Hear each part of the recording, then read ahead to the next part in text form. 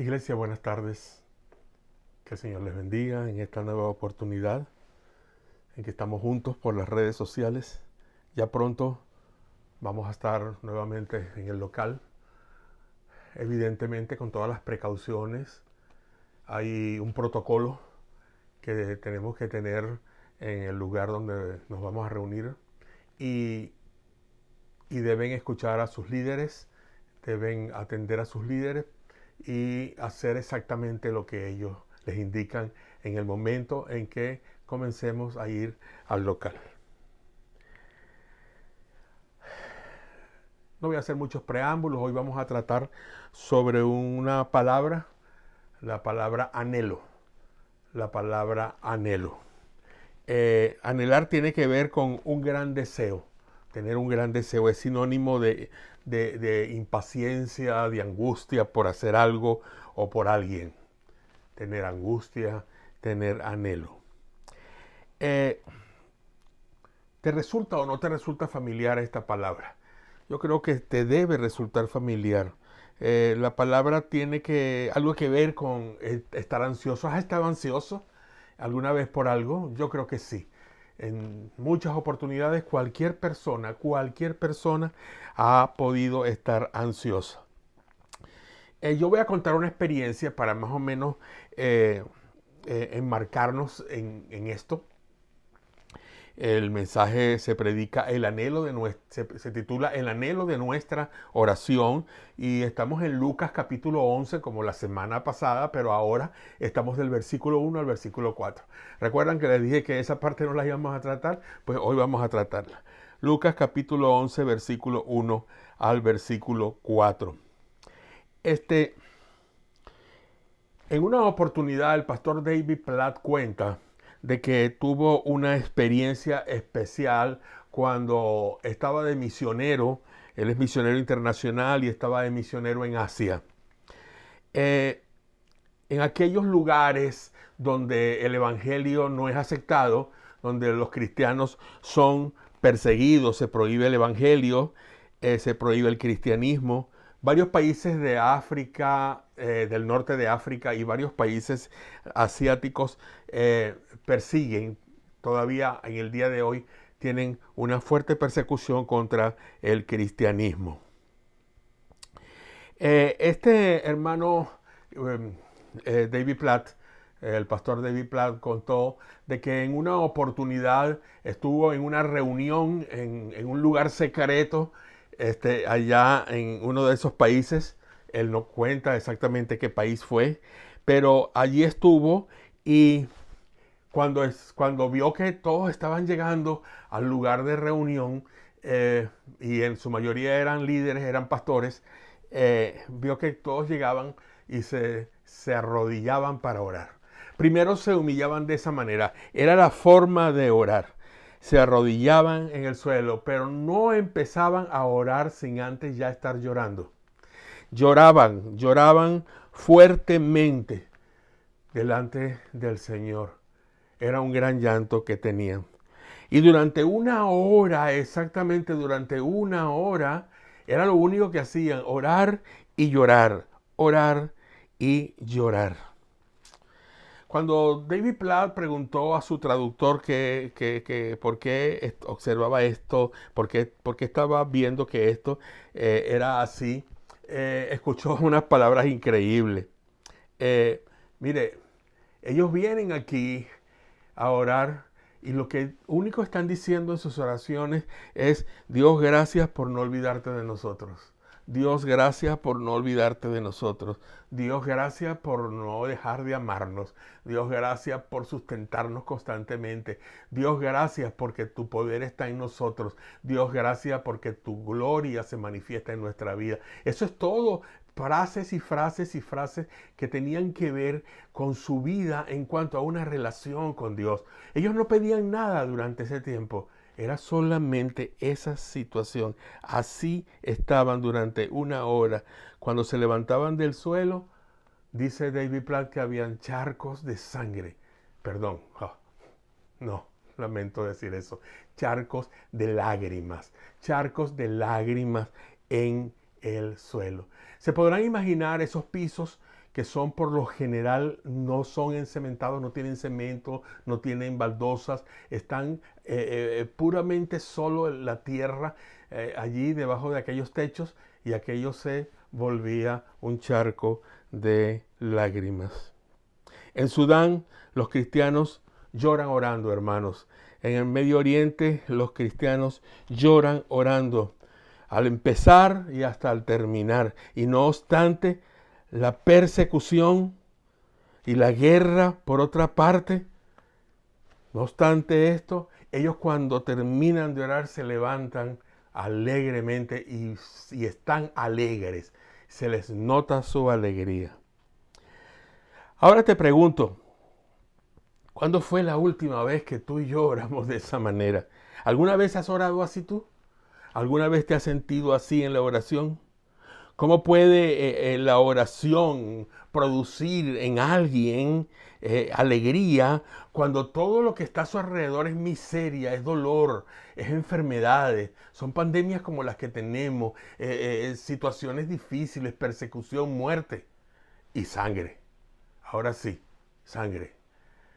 Eso es lo que ellos ven durante sus vidas, es lo que ellos tienen durante sus vidas, y sin embargo ellos oran así. La respuesta a estas preguntas que acabo de hacer es que el anhelo que produce la oración en ellos es por estar cerca del Señor en ese momento. Ese es su anhelo, estar cerca del Señor en ese momento. Amada iglesia, el anhelo de la oración es una característica que se puede ver a lo largo de la Biblia, y quiero que veamos eso hoy. Quisiera, como paréntesis, compartir brevemente algo así como dos fundamentos. Quiero compartir dos fundamentos para poder entrar en nuestro estudio. Dos fundamentos centrales. Pienso que estas son dos verdades, o son las verdades que vemos en la Biblia, pero especialmente estamos enfocándonos aquí en Lucas capítulo 11, versículo 1 al 4. Las dos verdades centrales son las siguientes. En primer lugar, un deseo por Dios es lo que conduce a la oración. Un deseo por Dios. Es tu necesidad de Dios, como les dije en el mensaje pasado. No es lo que necesitas físicamente, no es lo material. Ni siquiera son las necesidades espirituales o morales. Es una necesidad tuya de estar, una necesidad mía de estar cerca de Dios. Tu vida y mi vida de oración no podrán sobrevivir sin Dios. Si tu vida y mi vida de oración no podrán sobrevivir si no tienen un deseo profundo y genuino por Dios. Así que ese sería el primer fundamento, un deseo por Dios. El segundo fundamento es el anhelo de estar con Dios en el secreto, en lo secreto, en esa intimidad, en ese momento. Me acuerdo de esos lugares que nosotros escogemos cuando el Señor dijo, tú ora en lo secreto, cerrada la puerta de tu habitación. Me acuerdo de aquella película muy conocida que vimos hace algún tiempo atrás aquí en Birmingham, en español mismo, y vimos que se llamaba Cuarto de Guerra. Cuarto de Guerra. Yo tengo en mi persona la palabra trinchera. Trinchera de oración. Nuestra trinchera de oración. Porque realmente estamos en una guerra constante. Cuando estamos orando, sobre todo, estamos en una guerra constante contra el mal. El anhelo de estar con Dios es el secreto y el corazón entonces de la oración. Un deseo genuino de un ser humano hacia Dios es lo que marca el éxito de su vida de oración. Pero hay que querer lo que Dios quiere, hermano. No podemos ir a orar sin entender la voluntad de Dios, sin entender los propósitos que Dios tiene en nosotros.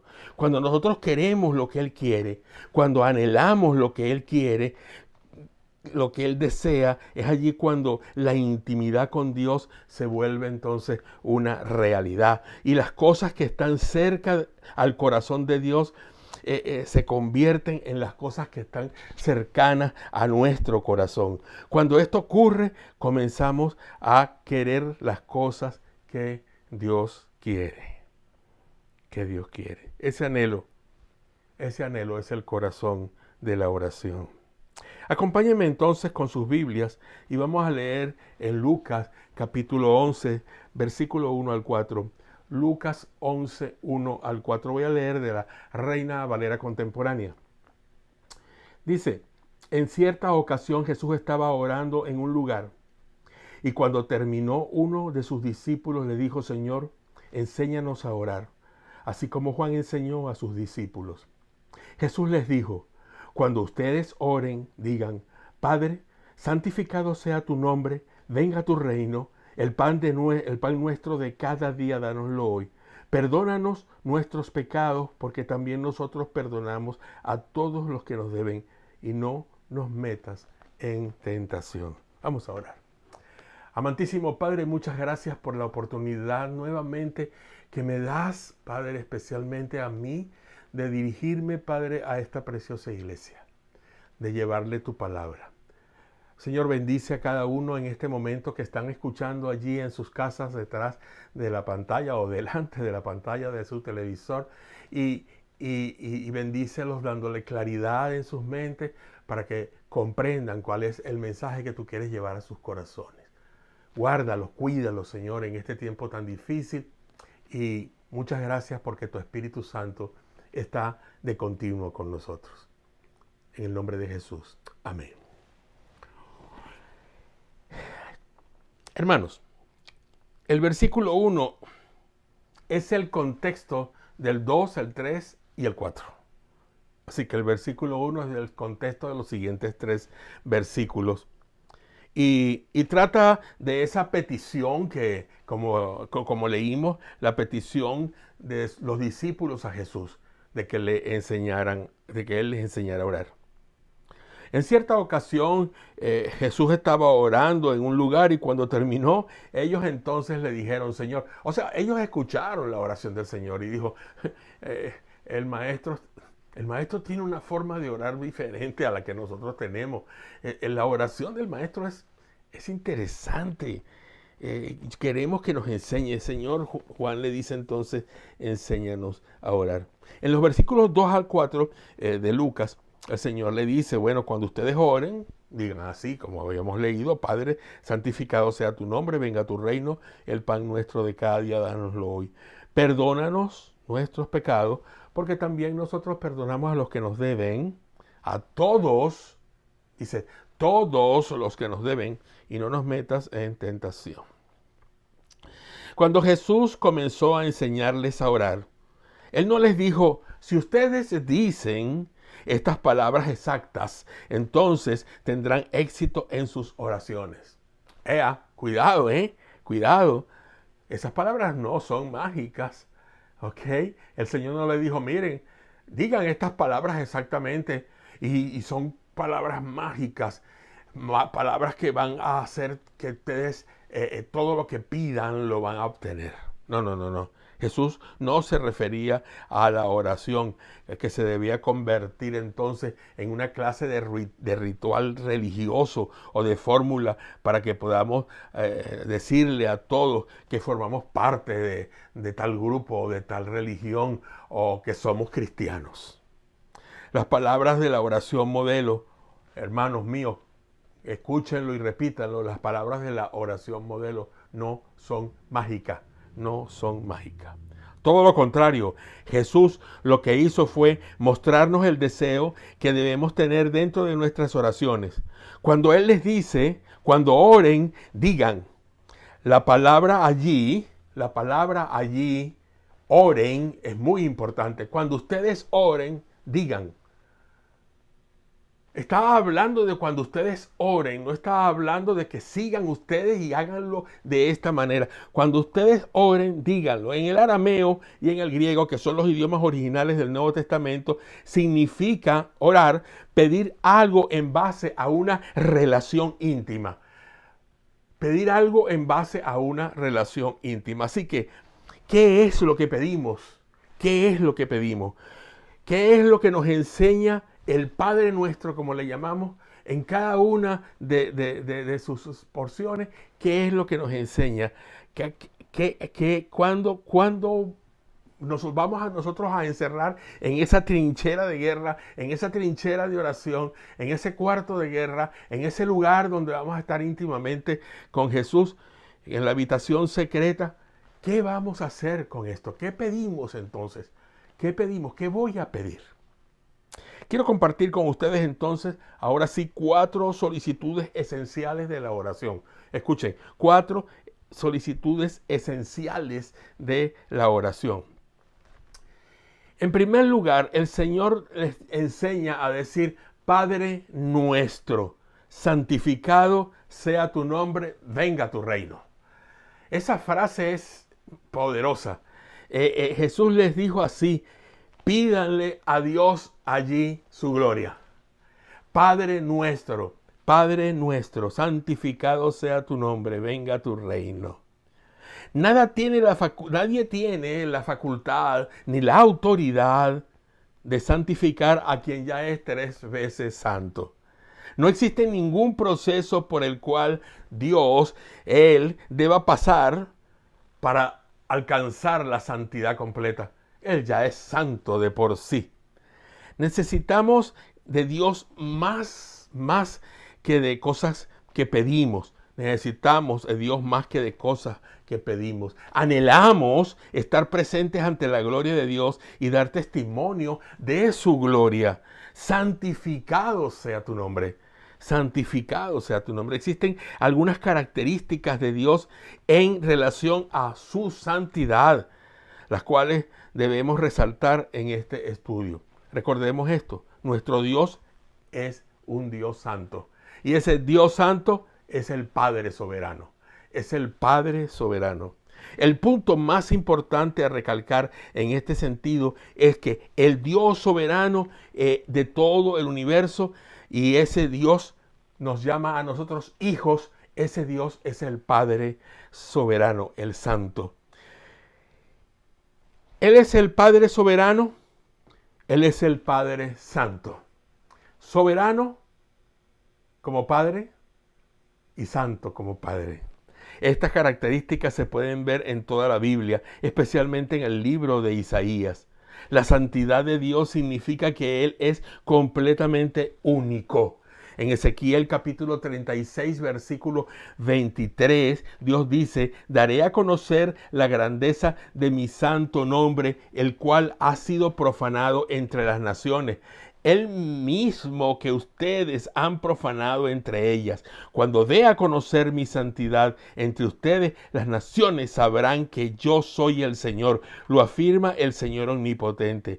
Dios se muestra a sí mismo como santo. Les está diciendo, mientras ustedes no demuestren mi santidad, nadie va a entender mi santidad. Nadie va a comprenderla. La gente tiene que entenderme, la gente tiene que aprender cuál es mi carácter, cómo soy yo y cuál es mi santidad. Y si ustedes no lo hacen, pero yo voy a hacer que ustedes lo hagan. En el Salmo 2, en Samuel 7:22 dice que qué grande eres, Señor omnipotente. Samuel 7:22. Qué grande eres, Señor omnipotente. Nosotros mismos hemos aprendido que no hay nadie como tú y que aparte de ti no hay Dios. Cuando nosotros le decimos a Dios, santificado sea tu nombre, le decimos, muéstrate como el único a quien nadie se le puede igualar. Muéstrate de esa manera, Señor, como el único a quien nadie se le puede igualar. No existe otro Dios fuera de ti. No hay otra deidad. No hay nadie, no hay nada. Tú eres el grande, tú eres el santo, tú eres el soberano. ¿Tienes tú el testimonio en tu vida de esa santidad? Dios es santo porque está separado de toda corrupción. No debe haber ninguna corrupción en ti. No debe haber ninguna corrupción en ti. Si tú y yo vivimos con cosas de corrupción, con cosas corruptas, entonces estamos mal. Nosotros no podremos entonces demostrar la santidad de Dios. Porque van a decir, bueno, él habla y vive otra cosa. Cuando comparte la palabra, se ve como una persona que verdaderamente tiene santidad, Pero cuando no está compartiendo la palabra y hablando de otras cosas, no está demostrando santidad con sus palabras, con su proceder, con sus pensamientos. Así que el testimonio de nosotros debe decir que nuestro Dios, que nuestro Padre es soberano, que nuestro Padre es santo. Pero además también nuestro Padre es el Rey que viene. Es el Rey que viene. En la oración él enseña a decir, venga tu reino, venga tu reino. En la Biblia observamos que el reino de Dios fue inaugurado cuando Cristo vino a la tierra y nos mostró cómo es el reino de Dios. Nos mostró con su vida, con su testimonio, con sus enseñanzas, cómo es el reino de Dios. Sin embargo, la Biblia va más allá hasta la consumación de este reino, cuando Dios venga y reine, cuando Dios erradique el pecado de la faz de la tierra y de la existencia. Dios demostrará y manifestará su justicia en la tierra.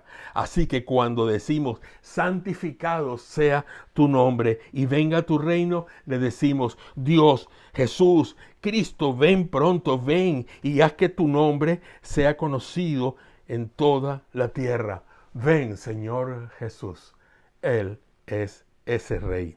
Pídele a Dios su gloria. Pídele a Dios su gloria.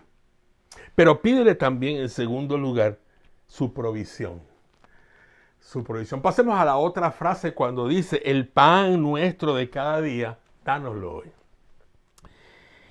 ¿Por qué el pan?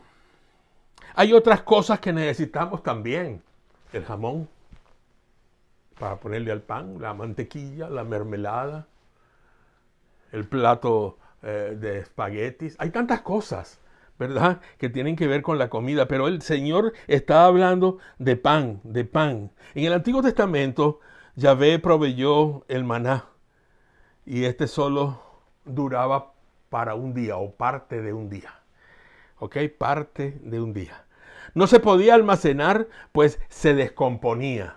El maná se descomponía. De esa manera los israelitas aprendieron a depender de Dios. Sabían que ellos simplemente tenían que salir cada día a recoger el maná, porque no tendrían para el día siguiente. No tendrían para el día siguiente. Ese es el pan de cada día.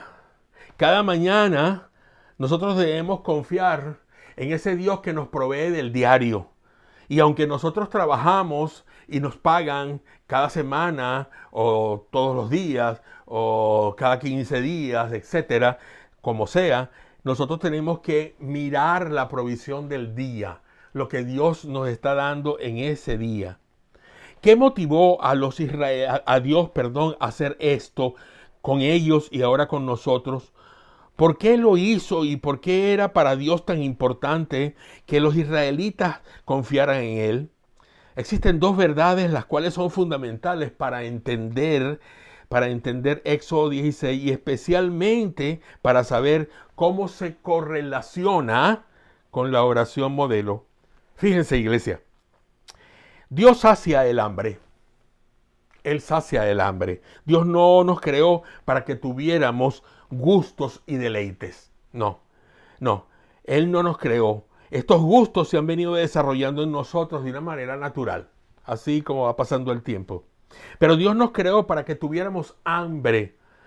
Así como el hambre que tiene un bebé cuando nace y lo pegan de la madre y lo ponen cerca del pecho de la madre para que tome la primera bebida de su vida, que se le llama calostro, que por cierto es salubre, no tiene buen sabor.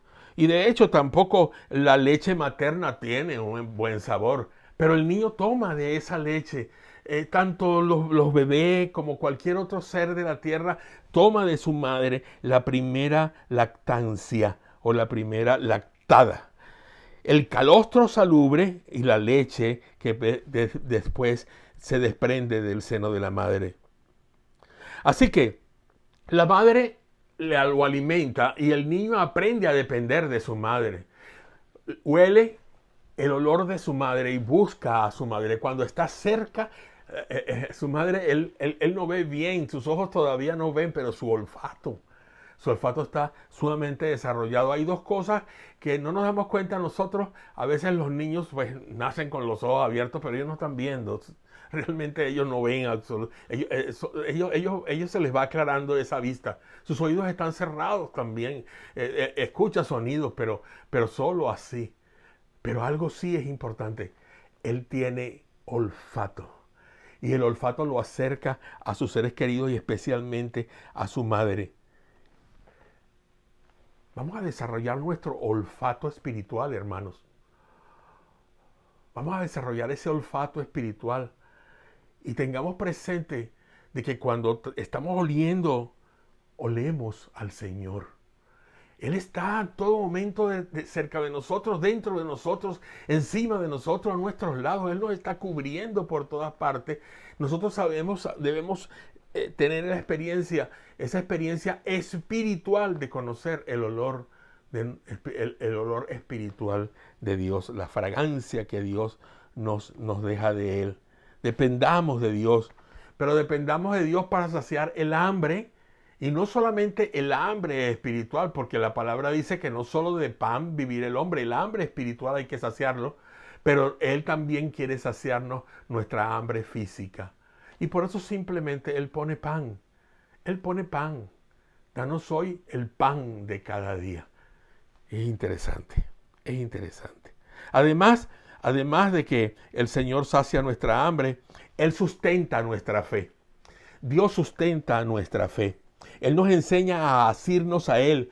No nos dice que nos soltemos, sino que más bien estemos asidos a Él porque así nos va a dar siempre lo que estamos necesitando. Esa es la razón por la cual Jesús le dice que oren pidiéndole a Dios por el pan nuestro de cada día, por el pan nuestro de cada día. Ni siquiera pensamos en el aire, hermanos, y sin embargo, Dios provee también el aire. Sin el aire no podríamos vivir. Cuando nosotros nos acercamos a Dios y le decimos, Dios, tengo un anhelo. Padre, tengo un anhelo que solo tú puedes llenar. Tengo necesidad de pan, tengo necesidad de agua, tengo ansias de pan, amor, intimidad que solo tú puedes llenar. Esas son mis necesidades, Señor. Entonces reconocemos que Él es el único que sabemos que puede suplir todas las cosas. Así que cuando te sientes en la mesa, recuerda que todo lo que está en la mesa, sea mucho, sea variado, sea lo mismo, sea poco, es la provisión de Dios para ti. Y tienes que aceptarla y darle gracias a Dios por esa provisión. Sepamos que en este tiempo de sabemos pues, o sepamos, la palabra es indiferente cómo se use, que en este tiempo de pandemia hay mucha necesidad. Hay mucha necesidad. Y cuando comenzamos el tiempo de pandemia, nos dimos cuenta de la gran necesidad que había en todo sentido. Y vimos cómo la gente empezó a tener necesidad. Lo vimos por televisión sobre todo. Nos dio miedo, a mí me dio miedo de pensar, uy, ¿qué va a pasar con nosotros? Mi esposa no está teniendo el trabajo de antes. Yo particularmente solo vivo de una pensión y de algunas ofrendas, pero más nada. ¿Qué va a pasar? Pues miren, el Señor ha respondido en todo. Hemos tenido y hemos podido compartir con otras personas cerca aquí, con nuestros vecinos, algo de comida que verdaderamente hemos visto que nos va a sobrar y que se puede dañar en nuestra despensa. Así que gracias a Dios porque Dios nos está proveyendo. Pero fíjense, aquí mismo en Birmingham, en la Highway 280, hemos tenido dos experiencias interesantes. Yo tuve una y mi esposa tuvo la otra. Yo vi cuando iba en estos días a buscar algo a una mujer parada en la isla, allí cerca de Chick-fil-A, hacia la parte de McDonald's y esas partes que están más allá. Y esa mujer estaba bien vestida, ¿saben? Era una mujer americana y una blanca y estaba bien vestida. Se veía que su ropa estaba limpia, estaba aseada. Era una ropa que cualquiera puede usar para ir a trabajar. Y esa mujer estaba pidiendo. Esa mujer caminaba, tenía un cartón que decía algo, no logré verlo, pero ella extendía la mano. Algunos no le daban, otros bajaban el vídeo y le daban algo. Y yo también ayudé, gracias a Dios el Señor me proveyó en mi bolso algo de dinero y pude compartir con ella. Hermano, pero ella tiene necesidad. Esa es una mujer que probablemente perdió su trabajo en este tiempo, que tiene familia, que sea como sea, podemos especular lo que sea, pero ella particularmente, aunque sea una mujer sola, tiene necesidad. ¿Cuánto le vas a compartir a alguien así? La otra experiencia es una familia latina, una familia hispana, cerca del Publix de aquí de 280, y esa familia está allí. Y están allí padre, madre, hijos, todos juntos. No tienen que comer, no tienen. Están en la calle. ¿Qué vamos a darle a ellos? $1, unas monedas. $5 es suficiente. Hermanos, es una familia de unas 4 o 5 personas. ¿Qué van a hacer con tan poco? Yo creo que tenemos que buscar en nuestro corazón la ayuda que Dios nos está dando para compartirla con otros. Es como cuando te sientas a la mesa y das gracias a Dios. Y damos gracias a Dios por la comida. Y le decimos por lo general a Dios, dale también comida a los que no tienen, Señor. Llévales alimento a los que no tienen. ¿Qué tal si en ese momento escuchamos la voz de Dios y dice, ya yo te di a ti comida, compártela con los que no tienen, porque esa es mi provisión para ellos también? ¿Se acuerdan? La señora de los espaguetis con la familia que llegó extra a comer a su casa en la ilustración pasada. Ellos compartieron su comida. Dios les bendijo y proveyó más comida para que pudieran seguir compartiendo. Así que si tú no eres una persona que compartes, si tú no eres una persona que verdaderamente estás pendiente de los demás, vas a perder las bendiciones de Dios. No vas a seguir teniendo las mismas bendiciones. Dios no te va a abandonar, pero seguro que no te va a dar más de lo que tú realmente estás necesitando. Pídele a Dios por su gloria, pídele a Dios por su provisión, pero también pídele a Dios por su gracia. En tercer lugar, pídele a Dios por su gracia. Experimente, hermano mío, experimente, hermana mía, su perdón, el perdón de Dios. Y se experimenta el perdón de Dios solo por la gracia de Dios, solo por la gracia de Dios. No es que cuando tú vas y te arrodillas y pides perdón al Señor, ya te sientes descargado porque pediste perdón. Es la gracia de Dios que te inunda en tu vida, y solamente por el hecho de que tú necesitas de Dios en ese momento y lo buscas porque lo estás necesitando. No es tanto para que perdone tus pecados, aunque eso es lo que tú deseas en ese momento, porque te sientes cargado de tus pecados. Y el Señor dijo en su oración, en la oración que el modelo dijo, Señor, dijo, perdona nuestros pecados. Esa es una realidad. Esa es una realidad en tu vida, esa es una realidad en mi vida.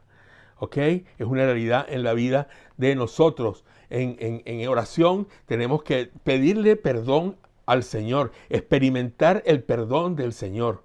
Mira, Él te mira, Él te dice, oye, no eres culpable, no eres culpable, tú has sido limpiado. Pero esa razón es por la que estás orando. Porque tú has sido limpiado. Si tú no hubieses sido limpiado y estás pidiendo perdón, la realidad sería otra. Lo lamento mucho, pero es la realidad. No hay respuesta. Tienes que tener ese deseo, esa relación con Dios. Tienes que estar estrechamente ligado a Él. Él tiene que haberte alcanzado con su gracia en la cruz de Jesús.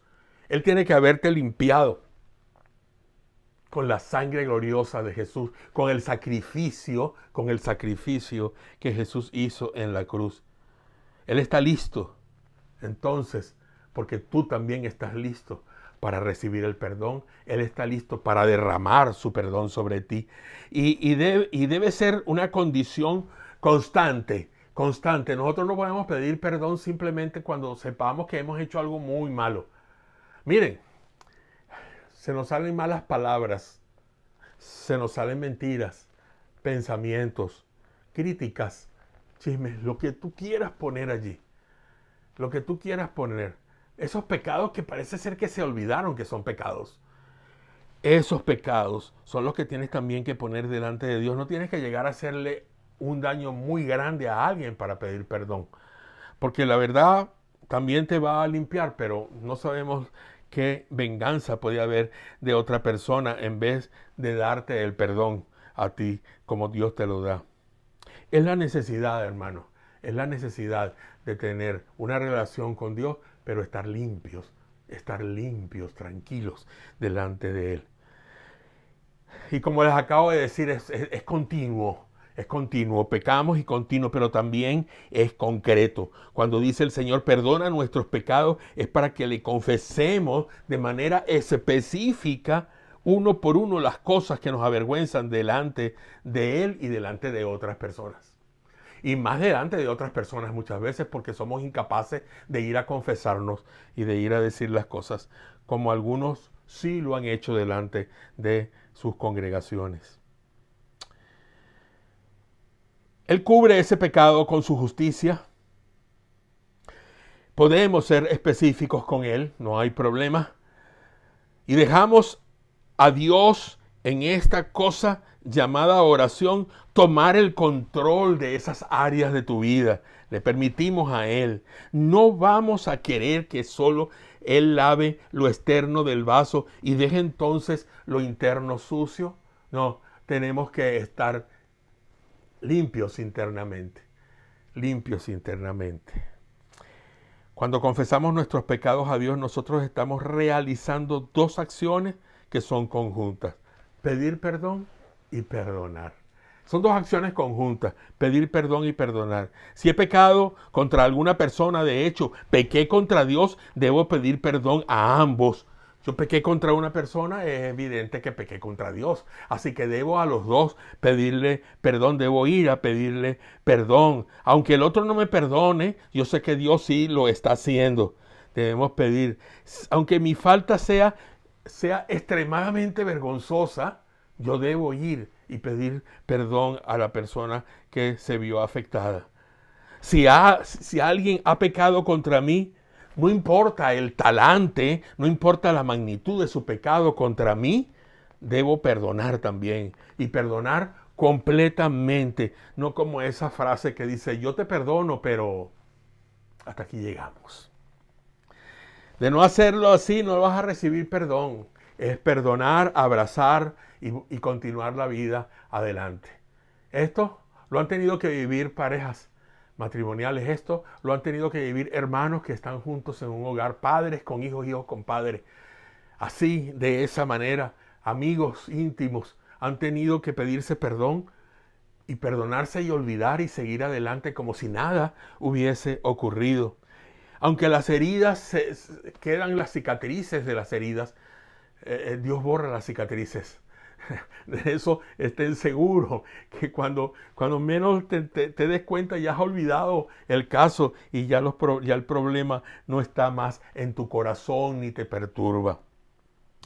Esta es la manera en que usted extiende a otros su perdón, pero también extiende a otros el perdón de Dios. Él dice, han recibido mi perdón, así que irradien mi perdón. Demuéstrenlo, muestren mi perdón en una manera para que el mundo vea que hay razón en estar alrededor de ustedes, con ustedes, porque ustedes están alrededor de mí. Eso es lo que Jesús nos dice a nosotros en oración. Y fue más allá al decir, si vienes a orar y te das cuenta que tu hermano tiene algo contra ti, si es algo entre tú y él, necesitas ir y arreglar eso y luego vuelve a orar. Vuelve a orar. Y el reto para nosotros, para todos nosotros, hermanos, es considerar qué áreas de amargura están allí en nuestros corazones. o qué área, qué rencores tenemos en nuestras vidas, o qué deseos de venganza aún así están todavía allí. Y la falta de perdón en nuestras vidas y en nuestra relación con otros hermanos, hermanas, arreglarlas para poder progresar en oración, para poder progresar espiritualmente y para que nuestra iglesia prospere y progrese como debe ser. Pídele a Dios por su gloria, pídele a Dios por su provisión, pídele a Dios por su gracia y al final el Señor nos dice que le pidamos a Dios por nuestra o por tu seguridad, por tu seguridad. No nos dejes caer en tentación, no nos dejes caer en tentación, mas líbranos del mal. Somos propensos a fallar, cada uno de nosotros hasta lo mismo. Nosotros podemos fallar en lo mismo y saber y ver que en lo que tú fallaste yo también he fallado. Así mismo, lo debemos ver desde ese punto de vista. Por lo tanto, necesitamos saber que todos, pastores, líderes, somos propensos también a fallar. Cualquier persona, no importa su categoría, su lugar en la iglesia, estamos propensos a abandonar al Dios que nos ama constantemente. Así que la oración debe estar dirigida a que Él nos vuelva a colocar en el camino correcto. Necesitamos que Él nos dirija lejos de la tentación y mucho más que lo haga de una manera que le honre y le glorifique. Que le honre y le glorifique. Dios brinda la protección necesaria. Dios brinda la protección necesaria en medio de la tentación. Dios nos libra del mal y lejos de Él no tendremos ningún poder para poder combatir la tentación. No podremos tener poder sobre ninguna tentación. Necesitamos la protección de Dios aun cuando no somos tentados. Aun cuando no somos tentados, por lo general tendemos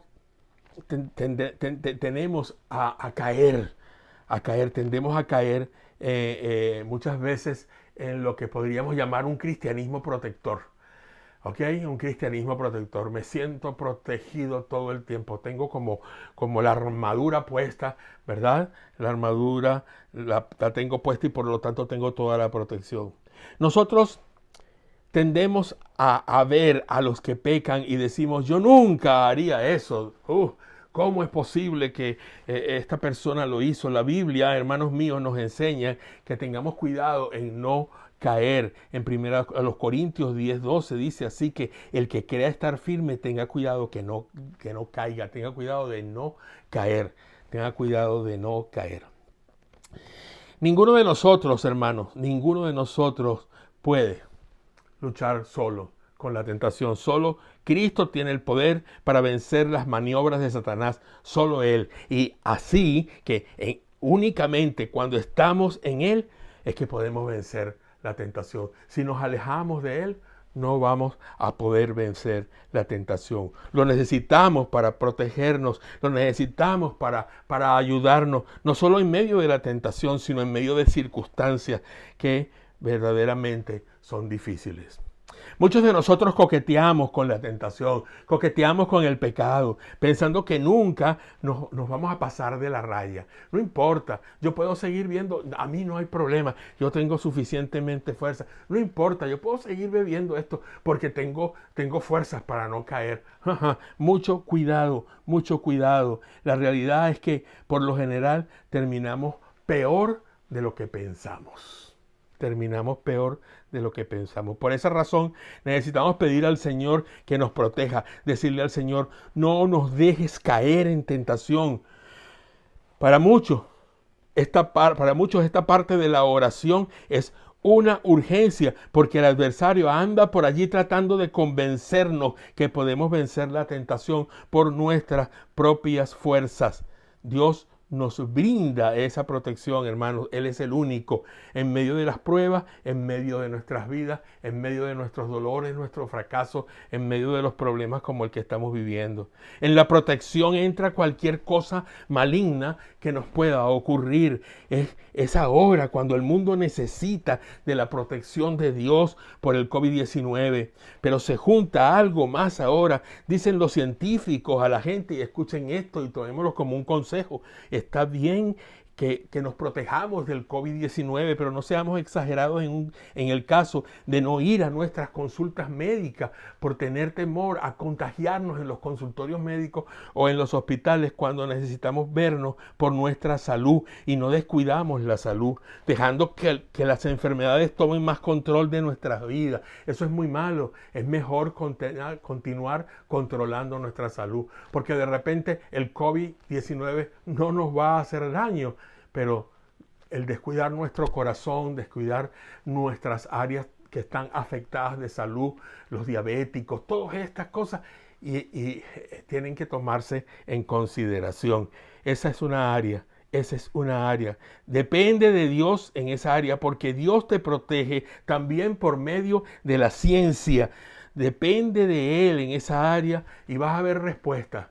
Vas a ver respuesta. Amada iglesia, queridos oyentes, personas que están allí frente a sus pantallas, pídanle a Dios por su gloria. Pídanle la gloria a Dios. Pídanle a Dios por su provisión, pídanle a Dios su gracia y pídanle a Dios por su seguridad.